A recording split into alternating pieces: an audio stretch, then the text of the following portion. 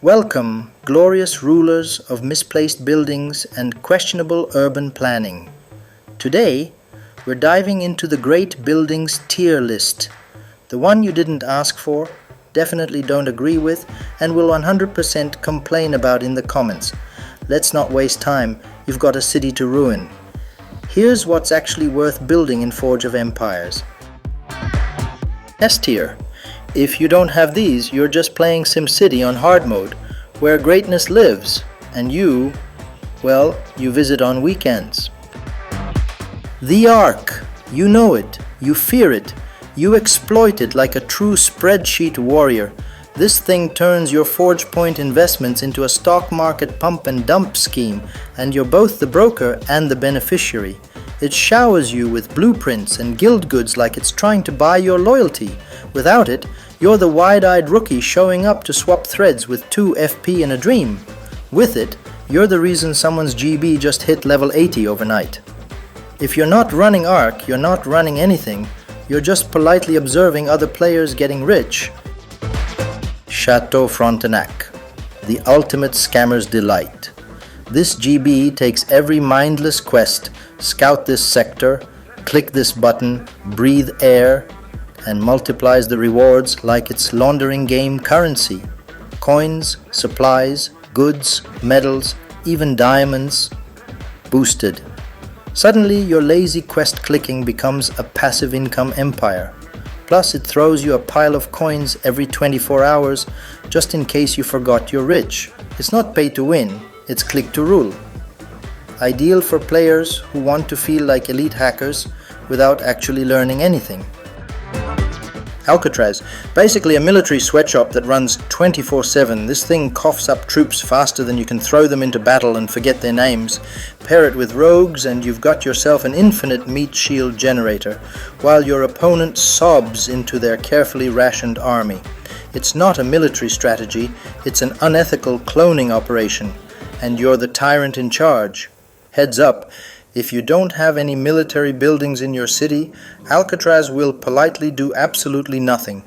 No troops, no miracles, just a fancy rock taking up space. Cape Canaveral, a sleek, space-age factory of Forge Points. Cape is the kind of GB you build when you're tired of pretending you're going to be productive today. It drips FP while looking like a stainless steel asparagus stalk. The kind of thing you build to show off and to tell other players, I'm not just playing the game, I invest in it. You don't farm FPs anymore, you harvest them like a smug little gardener of time. Arctic Orangery adds critical hits, which in plain terms means you now have a casino attached to your army. With Arctic, sometimes your troops just decide to delete enemy units with extreme prejudice. It's unpredictable.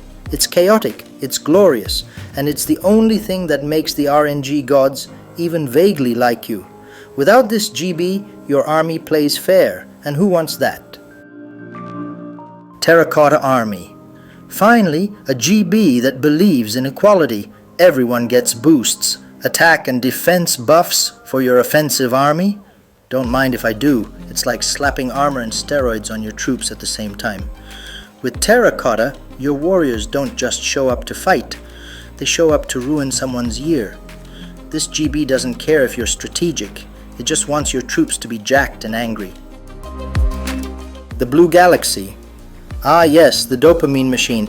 Hit that 2x bonus and you're a god among mere guildmates. Miss the timing and you're a cautionary tale. This GB is either a miracle of planning or a monument to your own impatience. But when it hits, you double your best production and ascend temporarily into another plane of existence, where spreadsheets sparkle and resources flow like wine. And then, of course, you mistime it next week and fall right back to peasant status. A tier, build these, just don't brag about them. Functional, dependable, and only slightly bitter they're not S tier. Like that co-worker who trains the new hires but never gets a raise. Castel del Monte. Forge points and attack bonus neatly packed into a structure that screams, "I'm efficient, not flashy." It's the multi-tool of GBs, never cool, always useful, and occasionally saves your hide when your other buildings are sleeping. Cathedral of Aachen, the oldest of old school power moves. No frills, no flair, just that sweet attack boost and coin income.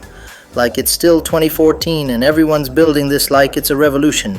It's basically the Nokia 3310 of GBs. Unbreakable, unfashionable, and still getting the job done.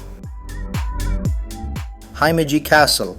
Win battles, get loot. That's it. That's the building. It's the daily login bonus of combat GBs. Doesn't shout for attention, just quietly deposits goods and FP like a polite little loot goblin in a kimono. Seed Vault. This one pretends to be wholesome. Aid your friends, it says, before quietly turning their glowing taverns into your private reward farm. It's the kind of building that makes you feel generous while you're actually just milking everyone's happiness for personal gain. Adorable. Innovation Tower. Forge points and population all wrapped in what looks like a dystopian tech CEO's weekend home. Sure, it's efficient, but you'll mostly build it to stop hearing you need more population every 5 minutes. Statue of Zeus, the gateway drug of attack buffs. Everyone builds it, everyone loves it. It's the training wheels of military dominance. Sure, it's small, but so was Napoleon. Temple of Relics. Makes guild expeditions feel like they occasionally care about your time, sometimes drops shiny prizes from the sky, sometimes gives you junk, but hey, at least it's trying, more than we can say for half your army. B tier.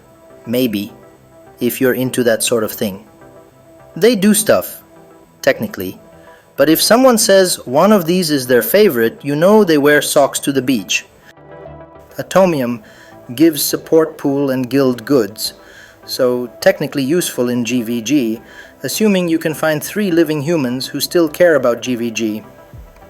Building it now is like installing dial-up in 2025. Nostalgic, irrelevant, but sure, go ahead.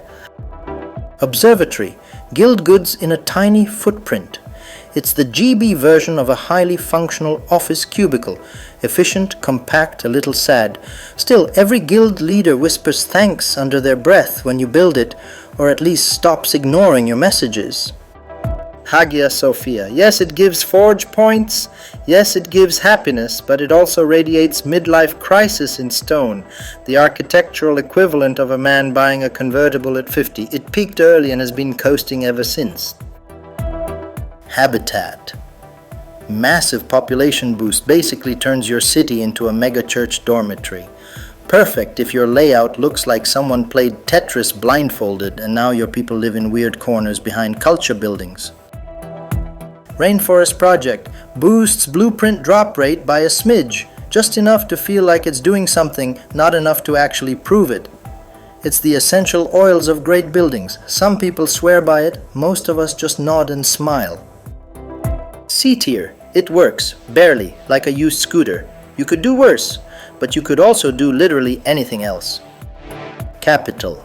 Gives population, sure, but it looks like a SimCity expansion pack nobody asked for. You don't build this because you want to. You build it because you were new, confused, and now it's too big to fail without emotional consequences. Lighthouse of Alexandria. Boosts goods and supplies, which sounds great, until you realize every event building and its grandma does the same thing, but better and with fireworks. You keep it around like an old hoodie, useless, but familiar. Tower of Babel. Provides a modest trickle of goods and population, builds quickly, leaves your soul even faster, the forge equivalent of a participation trophy. You level it to 3, then quietly pretend it never happened. Deal Castle. City defense boost. For what exactly? Decoration envy? PvP is optional and your attackers don't care how proud your walls are. A beautiful monument to strategic delusion. D tier. Why did you do this to yourself? More a cry for help than a strategy. These GBs exist to test your capacity for denial. Colosseum. It's big, it's dramatic, it's utterly useless. Gives medals like you're in an award ceremony no one attends. You built this because the name sounded cool. Then it parked itself in your city like a couch you can't return. Congratulations, you now own the world's saddest tourist trap. Notre Dame. In theory, gives supplies and happiness. In practice, a cautionary tale carved in stone. If yours is over level 10, you didn't just make a mistake. You committed to it. You deserve therapy, not bonus supplies. Space Needle, coins and happiness. So, basically a slightly taller fountain with trust issues. If you built this in the modern era, we're sending someone to check on you. It's the building equivalent of an "I'm fine" text at 3 a.m. That's it. The end of the line. The bottom of the barrel where even hope goes to respawn. You've just witnessed the definitive breakdown of which great buildings rule the meta, and which ones are elaborate tombstones for your bad choices. Disagree with the rankings? Excellent. Go scream into your guild chat and start a fight no one asked for. Better yet, print this list, frame it, and hang it next to your level 12 Notre Dame like a warning to future generations. Follow for more Forge of Empires wisdom, sarcasm, and architectural roast sessions. And remember, if your Colosseum is higher than your Ark, you're not playing Forge, you're cosplaying regret.